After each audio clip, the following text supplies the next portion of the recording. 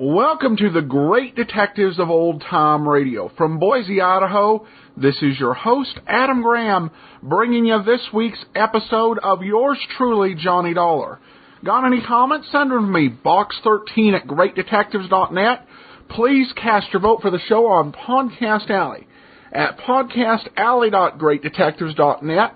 And please become part of our Facebook page, facebook.greatdetectives.net. A reminder that tomorrow we're going to have Sherlock Holmes and the Secret Weapon. Now, for those of you, just so you're prepared, if you've never seen one of the Rathbone Bruce Universal Sherlock Holmes movies, this is set in what would be considered modern times in the 1940s. And there's reasons for that, and that'll all be discussed on the commentary that goes if you've got the app.greatdetectives.net. All right, well, we have got some email, and we've got some comments on Podcast Alley, as well as a review. We'll get to it all in due course. We begin with an email from Sparky, who emails in, I first listened to old-time radio in 1959 on Misawa Air Force Base, Japan, when we were stationed there. They had some CAN TV and lots of CAN radio. I had my first transistor radio. I remember yours truly, Johnny Dollar, but it seems like the episodes were only 15 minutes long. Those must have been reruns from the 1955 to 56 season.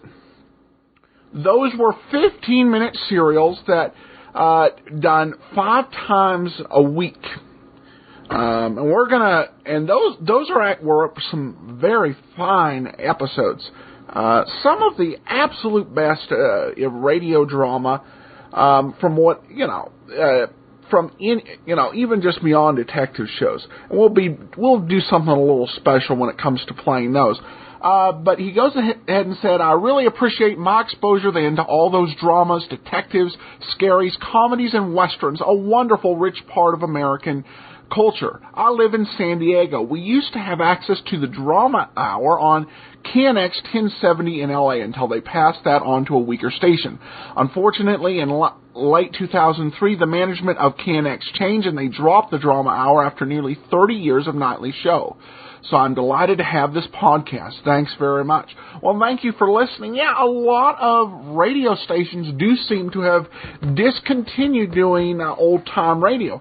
A lot of them had shoved them out till late at night when a lot of people just couldn't listen. I know that our local station discontinued it, their old-time radio show several years back to air Coast to Coast AM, which is kind of UFO conspiracy type thing. The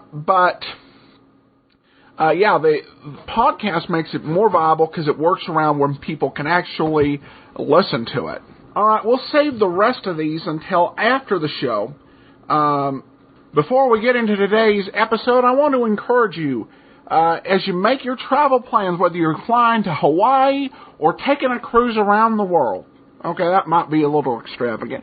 But whatever you might happen to be doing, please remember JohnnyDollarAir.com. JohnnyDollarAir.com for all of your travel needs. It goes to Priceline.com where you get great deals where you're able to name your own price and search for great deals. Just remember JohnnyDollarAir.com and help support the great detectives of old time radio. Well, we're going to get into today's episode of yours truly, Johnny Dollar, the search for Michelle Marsh, and then we'll be back for some nice post-show commentary.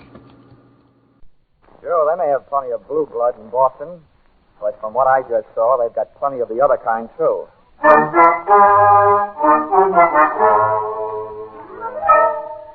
This is another in the adventures of America's fabulous freelance insurance investigator, Johnny Dollar. At insurance investigation, Johnny Dollar is only an expert. At making out his expense account, he is an absolute genius.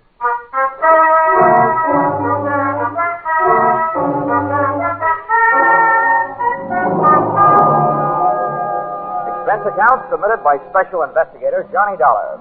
To Home Office, Tri-State Life and Casualty Insurance Company, Hartford, Connecticut. The following is an accounting of my expenditures during my search for your missing policyholder, Miss Michelle Marsh. Or, she came in like a lion and went out on the lamb. Or, she should have been banned in Boston. Expense account, item 1, $2.85. Railroad transportation, Hartford to Boston. Expense account, item 2, $1.80. Cab fare to the corner of Longwood and Huntington Avenue. A half block from the apartment house that was Miss Marsh's last known address. Boston may be called the cradle of liberty, but somebody else got rocked to sleep that morning on Longwood.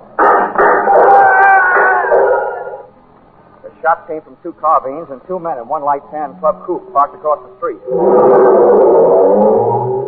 I waited long enough to memorize the license number as the hot wadded out of there, and then I headed for the victim. My heart was pounding, but not from exercise. He'd been sprayed coming out of a doorway that, in another 20 seconds, I would have been going in. But the coincidence didn't stop there. Take it easy now, will you? We'll get you some help. You know who did it? Marsh. What? I didn't get you. Tell him. Michelle Marsh. Michelle Marsh? Well, that's who I'm looking for. What's she got to do with it? Can you hear me? What's Michelle Marsh got to do with it? Come on now, try.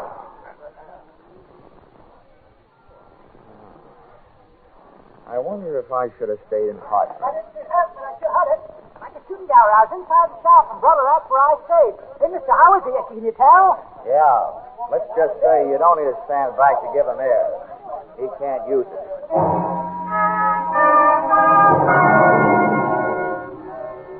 While the 2 limelight-happy characters from the crowd argued about who was going to notify the police, I disappeared from the scene by way of that desk doorway, pausing inside just long enough to learn from the buzzer panel that Michelle Marsh's apartment number was, unluckily, 213.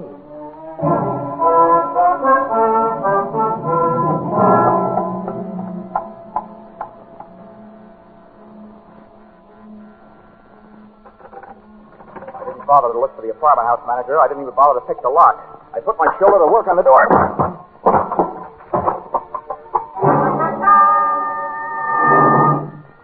It was an easy apartment to search, but it didn't offer anything to find. The only thing even faintly resembling a lead I found on the floor behind the bureau. A book of matches that advertised Boston's Best Bar by Far, Flannery's, with an address on Washington Street. Just about then I decided that rather than being found at the scene of breaking and entering, I'd look up the police at the scene of murder.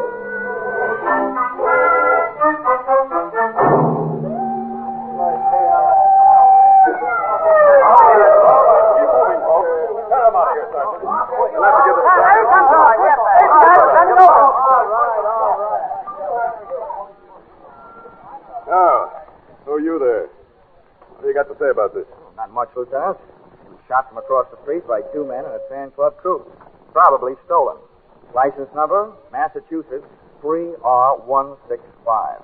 Weapons were carbines, .30 caliber Army issue. You sure of all that? Yeah. Here. This will tell you why I make it a habit to be sure of things. Oh. Dollar. Insurance investigator. Uh-huh. Hartford. Well, in a way, that makes 2 of you. Huh? I'm Lieutenant Valdeller. Brother Major. The dead man was a local detective. Private license, good business. And a bad reputation. Name of? Something I can't pass out right now. Well, look, here's why I'm interested, Lieutenant. If one detective was on a case, he could have been hired to find the same party I was hired to find. And since he was blasted at said party's last known address, it could be that somebody doesn't want said party found, which paints an interesting but gloomy picture of my future. Who is this said party? A girl, Michelle Marsh, reported a missing persons in New York yesterday by a worried sister, who is also the beneficiary of a $25,000 insurance policy owned by Miss Marsh. The insurers, Tri-State Life, got the report from missing persons and hired me to find her. You think she's dead? I'll tell you when I find her. Yeah. Now, what makes you think the deceased might have been looking for her, too? Because he mentioned her name just before he went bye-bye. What are you saying, Dolly? Just in case we need you. Cartwright Hotel. Now, look, Lieutenant. You've got a murder and I've got a missing person. You can loaf if you want to, but I'm eager. I want to talk to the apartment house manager. Any objections? No. Go right ahead, Dolly. Good luck to you. I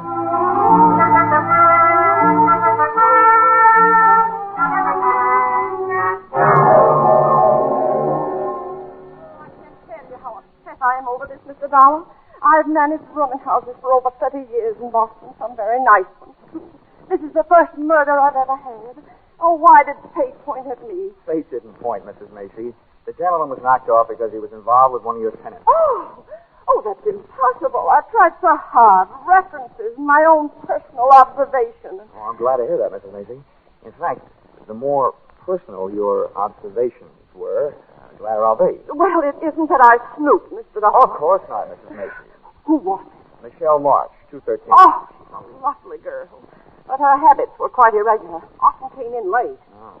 I understand she hasn't been staying in her apartment for the past 2 weeks. Do you know where she went? I know, but I did happen to be just outside her door when she came out with a suitcase and her gentleman caller. Her employer, I believe she said. Something about some work they had to do in the country. Uh-huh. She leave a forwarding address? She had little reason to do that. Why, all the time she's been here, the only letter she's gotten is from somebody in Chicago. One a month. A man, I'd say, from the penmanship. She didn't get one this month, though. Do you, by any chance, remember what those letters said? Oh, you young upstart. I'm only trying to help. I know, Mrs. Macy. You're a lovable old gossip.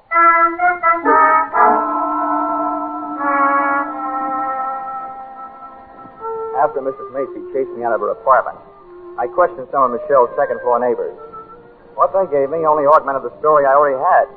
She hadn't been seen in the company of anyone for 4 or 5 months, until Dapper, medium build, and Swarthy took over. All of them had seen him. None of them knew his name, but they all agreed he was the guy Michelle Marsh had marched away with. Everything I learned added up to a dame getting tired of waiting for somebody in Chicago and ducking out with somebody else. It would have looked that simple if it hadn't been for that detective who had so recently taken up new headquarters in the city morgue.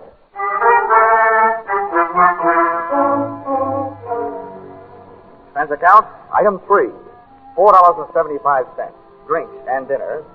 After which, expense account, item 4, $1.80, taxi ride, taken on the strength of the weak clue I found on Michelle's apartment floor, the match folder from Boston's best bar by far, Flannery. Flannery look like they wouldn't want to know how old you are, but how many stretches and in what prison. Above a row of greasy bottles, the wall behind the bar was covered with pictures of fighters, right from old John L. up to Rocky Graziano. But none of them looked as brutal as the 8 or 10 gorillas who had their feet on the brass rail. I decided this was no place to ask for a lady, so I asked for a drink. Yeah? Straight rye. Double.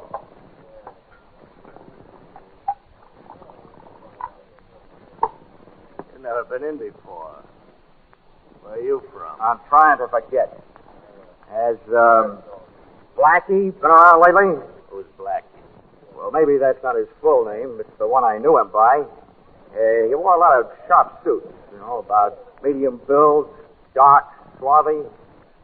That could be anybody. Now drink your drink, pay for it, and move along. Now, wait a minute. Now, I haven't got anything against the guy. I'm looking for a dame that's with him, see? What's the freeze for? I need the room, expecting a private crowd. Now beat it. Climb off, Flannery. Maybe I want to talk to these guys. I see this, Flannery. Yeah, I told you I'd beat him with the I'll get closed up again if I get any more trouble this week. Take him outside, Roxy, huh? Shut up. What's this Niles name you're looking for? Michelle Marsh. You know her? Yeah. Let's go someplace and talk. Thanks for the invitation, but let go of the arm. You'll get gangrene when the circulation is cut off. Sorry. Come on. What makes you so upset about the lost Michelle? What do you want with Louis Marine? Louis Marine. If he's the guy she's with, all I want him to do is to point her out. You and me might get along at that. It'd be worth plenty to... Look out! Get this side, folks! Hey!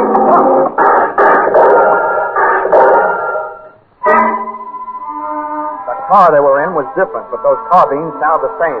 I rubbed my nose raw trying to bury my head in that sidewalk. I knew they had to empty those carbines sometime, but instead of sounding better, it started to sound worse. I twisted my head, shot a look at the street, saw one of the attackers in the process of falling out of one of the windows of the gun car. Closed my eyes again and realized why they never let my kind of insurance investigator be a policyholder. I'd been sent to find a missing girl, and there I was in the middle of another Boston massacre.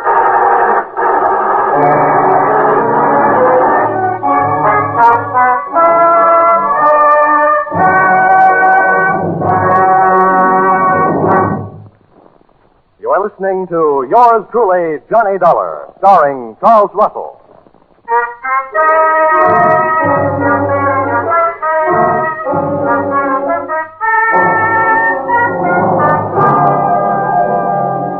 It took a full 20 seconds after the smoke of battle had started to clear for me to realize that I'd been saved by the arrival of fire support from an unexpected source, the police. I looked around for my new friend and brother target, Rashi, but he had disappeared. A wave of suspicion broke over my flow of thought with this question. How did it happen that all those cops with all those guns just happened to be in all those hiding places waiting for those gunmen to drive up and open up? Answer, a hunter's stew like that usually calls for a pigeon. I didn't feel like flying, but I did, straight back to my hotel, with one landing and a newsstand. An evening paper gave me everything else I needed, except the feathers. But I wasn't exactly cooing when I got to my hotel room phone and put a call through to the Boston police.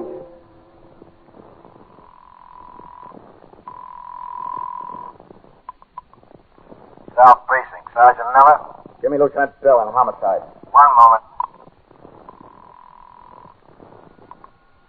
Homicide, Lieutenant Bill. This is Dollar, Lieutenant. Dollar, sure. I'm glad to hear from you. I'll have your badge for this. What did you say? The evening paper. Quote, Boston private detective whose name has been withheld by police was slain today, presumably to stop his search for a missing girl. It was learned by this paper from reliable sources. Oh, now, Dollar. That another investigator still alive has joined the hunt for the girl. Well, Johnny Dollar, well-known Hartford insurance sleuth, checked into room 705 at the Cartwright Hotel today. Well, you want more? Why, I can't understand it. I told the boys not to say a word. I think the boys didn't. Oh, now, see here. A man would have to stoop pretty low to use methods like that. You'll probably touch your toes every morning for practice. Well, I hope you got the results of your stakeout in front of Flannery's. You got 2 hot carbines and a hot car. The evidence that could have talked, those gunmen, are so full of police lead that your only chance of learning anything now is to find somebody strong enough to pick them up and write with them. Now, wait a minute, Dollar. You know who hired them? Well, I'll find out. When you get confused, check with me. I think I know. Now, do I get the name of that private detective? The deceased? Well, I don't see any harm.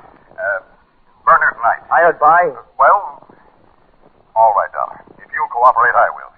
According to his files, he was hired by Roxy Morris to find the girl. Now, who hired the gunman? I think, but don't know that they were hired by a gent named Louis Marine to stop Roxy Morris from finding Michelle Marsh. Why? We'll have more about that later. But if you'll put a search on that pair of names, I'll look for a good night's sleep.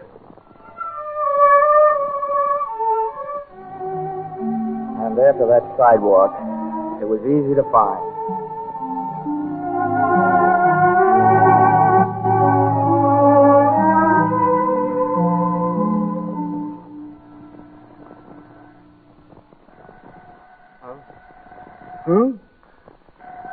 Oh, Boston. Hello. Good morning. Hello, is this Mr. Dollar? Wait a minute till I pick you up off the floor. Who is this? Is this Mr. Dollar? Yeah, it is. Well, this is Michelle Marsh. Huh? Well, good morning, Michelle. I've been looking for you. That's why I called. I read that you were hired by my insurance company. Yeah, that's right. They don't like disappearing policyholders. Well, let me tell you this. If they want to save the money, they'll have to pay for me. Stop looking for me. What are you afraid of? That Roxy Morris will follow me? How do you know about Roxy? Does he like to find you and Louis Marine? What'd he tell you? Oh, what counts is that I filled in what he didn't tell me. Namely, that he was in Chicago for a year, and you were supposed to be waiting for him in this fatal apartment on Longwood Avenue. But instead, Louis Marine landed, took the situation well in hand, and captured you for himself. You're just trying to sound surprised, aren't you? If it fits, keep it on approval. The point is, there are too many people looking for you to stay lost. Where can I meet you? How do I know I can trust you? I can't trust anybody. Look, I'm still working for the insurance company, so my greatest interest is keeping you alive, not selling you out. What about the police? My promises aren't equipped with lifetime guarantees, but I'll do what I can. If you tell all, and if the story is big enough, they should be willing to make a deal. It's big, all right. They'll clear something out of their books that's been there for a year. Where do I meet you? You know where Charlestown is? I know it's part of Boston. Take the subway and get off at City Square. An hour from now. I'll be in a bar. The Gangplank. On Chelsea. Near the Navy Yard. Okay, sweetie. I'll be there. Up until now, whoever's been doing the shooting has used everything but battleships. Even though Michelle's story sounded like trap bait, cheesy indeed, I had to take a chance. I dove into a cab and had the cab drive into the top of Hanover Street and down to Boston's North End. Playing quiz games with strangers in that section is called Take It or Lump It. But a few well-placed 20s led me to a neighborhood undertaker who had the officially unproved reputation of creating a large demand for his own services. We swapped donations. I gave him $50 and he gave me a large out of the corner of his mouthful. Listen to me good. About a year ago, the laws picked up a Roxy Morris on a suspicion. They had a good idea. He'd heisted a 75G payroll. But there were no witnesses. He didn't believe none. Roxy knew they'd watch him, so he hightailed it out of town. But he didn't detect the loot with him. The boys around here got it back on the grapevine. He was suffering from the shorts. So everybody figured he had the dough stashed away somewhere right around here. Is that all? Have you got anything else to tell me? Yeah. Goodbye. I didn't like the way that undertaker said goodbye. I legged it up to the subway station marked Union, went down in and caught a train for Charlestown. Once at City Square, a 3-block walk down Chelsea Street produced the Gangplank Bar, which in turn produced that nose-bruising smell which comes from slopping beer on sawdust. Out of place in the place sat Michelle Marsh. She was a good looker, with a bad look. And if I had been Roxy Morris, I would have elected her the last national bank. I popped into a booth beside her. She turned her head my way, looked me straight in the kisser, blew a smoke ring at me, and popped 2 words through it. You Dollar? Yep, I'm Dollar. You March? I'm Michelle Marsh. Well, so far so good. It's nice hearing you breathe. That means Tri-State Insurance can keep its nice $25,000. Only if you keep me this way, Mr. Dollar. And that might prove to be a difficult thing to do. Oh, maybe not so difficult. Why not? Well, you indicated yourself that your magnetic personality might suddenly attract a few steel jacket bullets. That means there'll have to be somebody to pull the trigger. So all I have to do is to sit around and see who tries to take a shot at the target. You. And we've got our man. It's not that easy. I'm in trouble 3 ways. And it's hard to see 3 ways at once. Look, I know all about Roxy Morris. He swiped $75,000 and gave it to you to mine. You don't know the half of it. 2 months after Roxy was gone, a guy named Louis Marine came to me with a story that Roxy had sent for $20,000. I gave it to him. Then he told me that Roxy had never sent for it. And that if I squawked, he'd convince Roxy that I'd fallen in love with him and just given him the money. Either that or he'd tip off the police. He had me going and coming. Nice fellow. He wouldn't leave me alone. He made me give him $15,000 more of Roxy's money. Some 2 weeks ago, I got word through to Roxy in Chicago. He blew up. Turned on me. I've been running from him ever since. He wants the $75,000, all of it. And I haven't got it. Oh, seems like you've been taking chances all the way. Now, you know what I want you to do? No, what? take one more.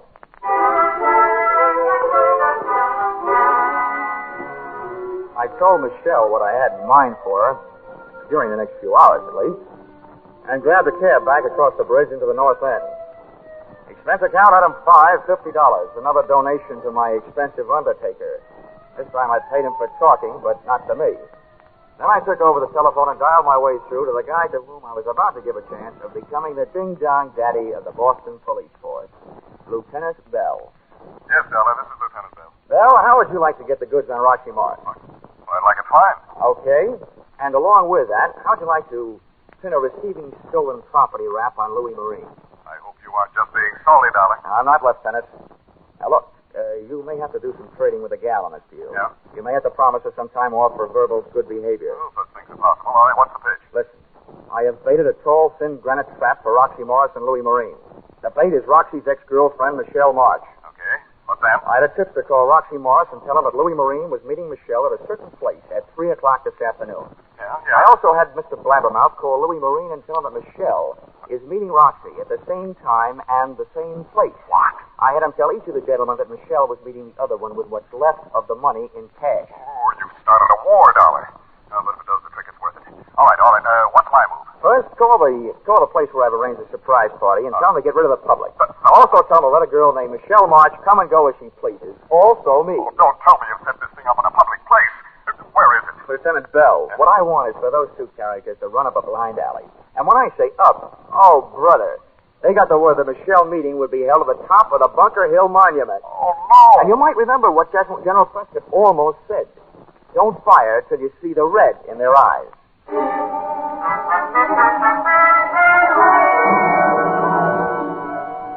I was back in Charlestown and at the base of the Bunker Hill Monument at 2:45. The door of the museum at the bottom was open, but a state park officer stood by its side. I told him who I was, and he nodded me through the bronze doors. Officer, did Miss March get here? Yes, sir, young man. She went up the shaft. Oh, well, look, can I run the elevator myself? There isn't any elevator. Just steps 200 to 300. Oh. Ow, this may be going to heaven the hard way, but here goes.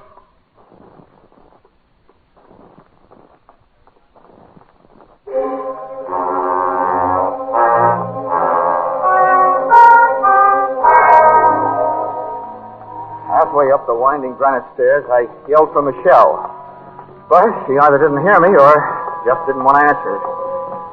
I kept going and hoping. As I came closer to the top, I tried yelling again. Still no answer. Finally, I made it. Up into the observation landing at the top. Michelle was there. She still wouldn't talk, but she had written me a note. Beside her crumpled figure was a vial that hadn't been filled with perfume. The note was short and to the point.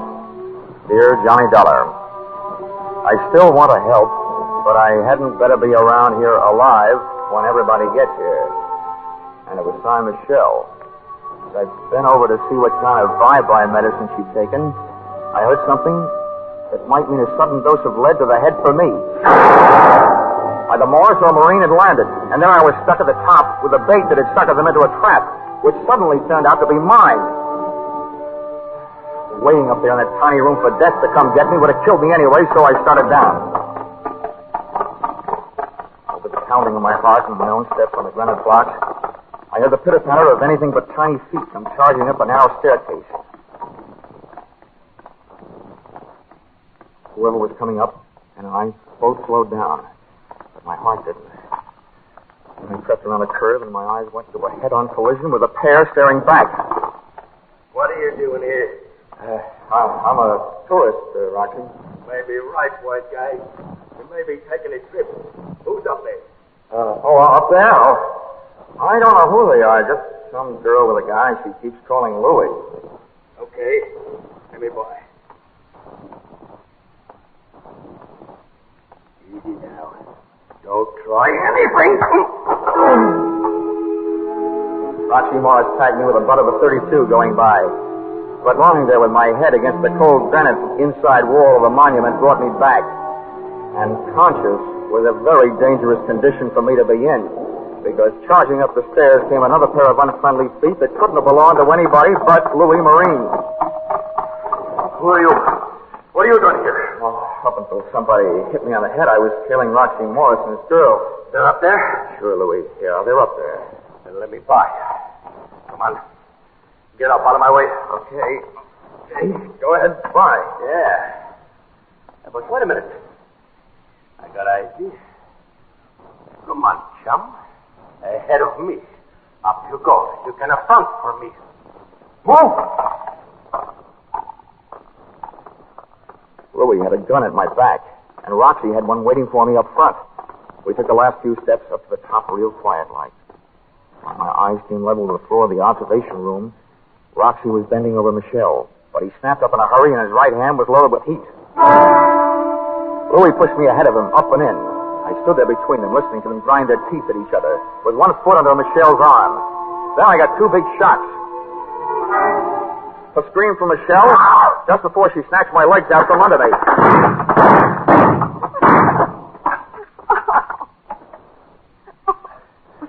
Hey, what are you doing alive? I don't know. I guess I didn't take enough. Well, whatever you're doing alive, I'll tell you one thing. Your two boyfriends sure took care of each other. Come on. Let me get you out of here. Oh. I didn't think I'd be able to carry me down all those stairs. Now I have to carry you.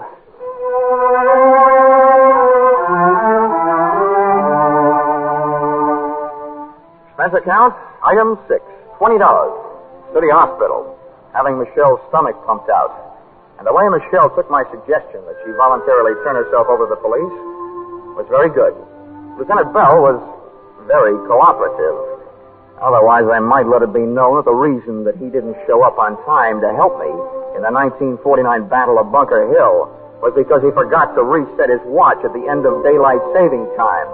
He showed up for our 3 o'clock appointment at 4. Expense account total, $786 and no cents. Signed, yours, truly, Johnny Dollar.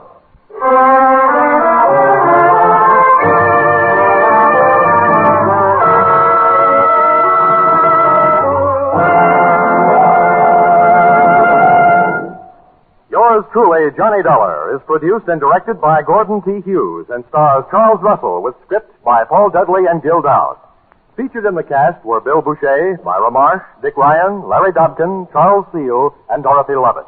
The special music is written and conducted by Leith Stevens.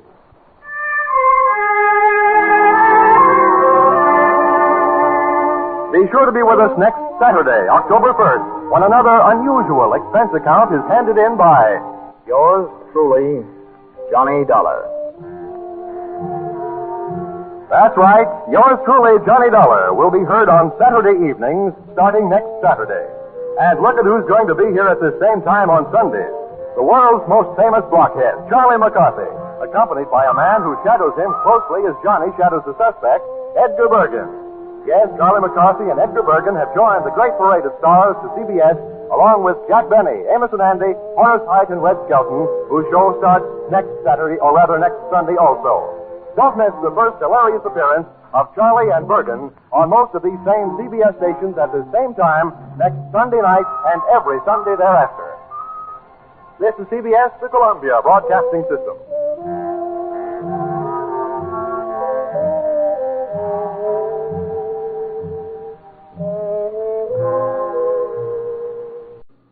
Welcome back. I like this particular episode for a number of reasons.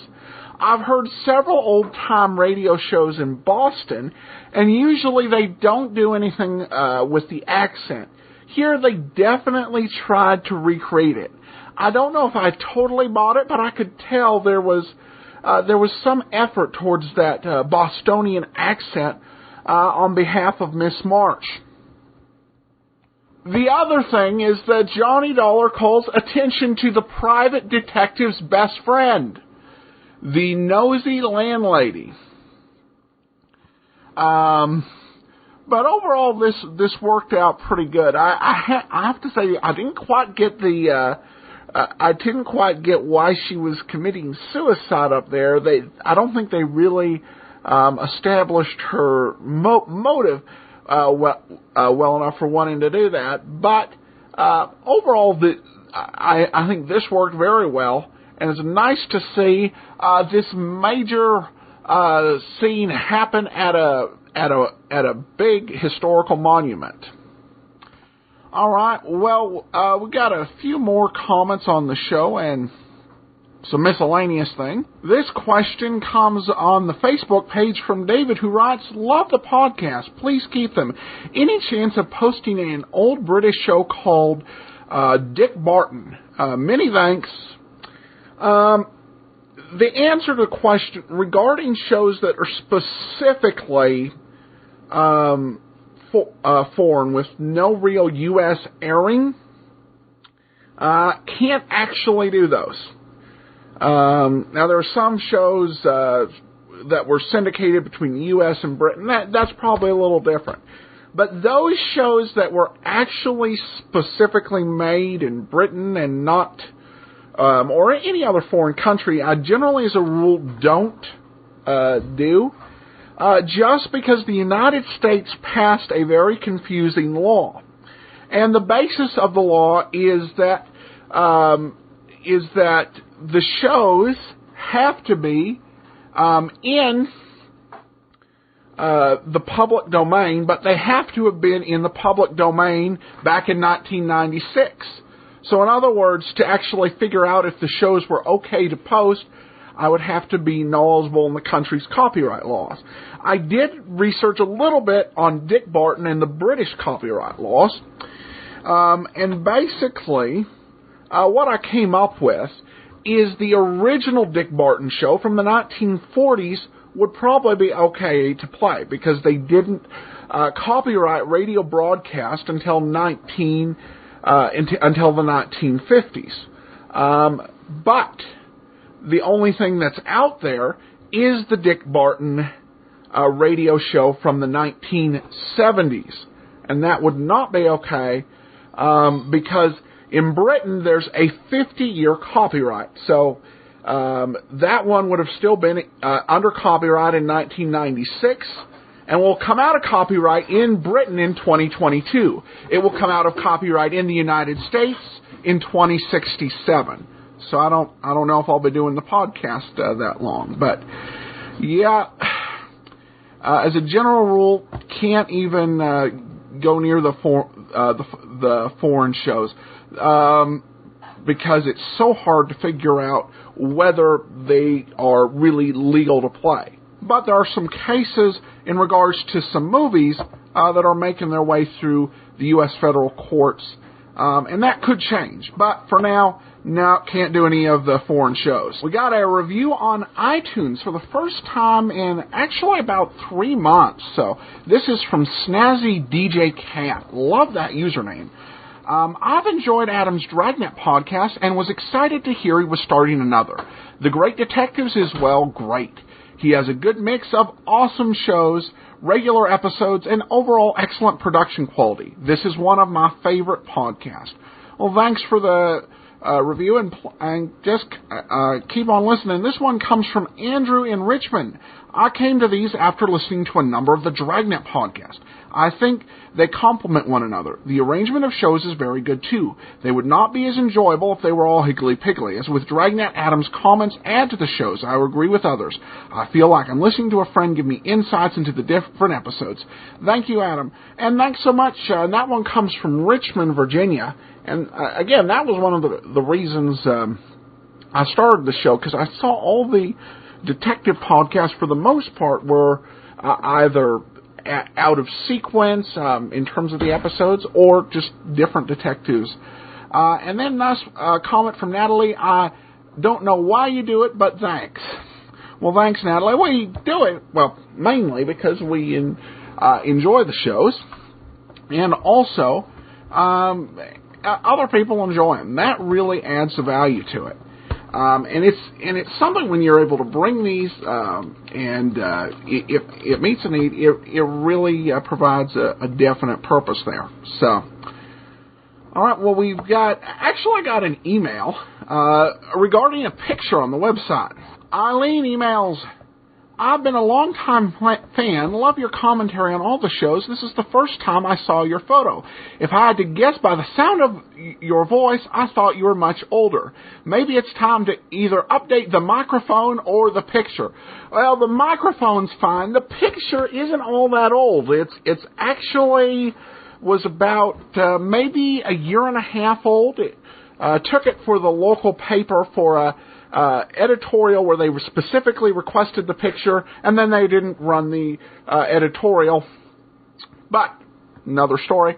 But yeah, that's pretty much about it. A little bit older. I'm pushing 30, so that's how old. So. All right, well, we're going to go ahead and wrap it up. Got any comments? Send them to me, box13@greatdetectives.net. Podcastalley.greatdetectives.net is where you can cast your vote for the show. And from Boise, Idaho, this is your host, Adam Graham, signing off. And we'll see you on Saturday with Sherlock Holmes and the Secret Weapon.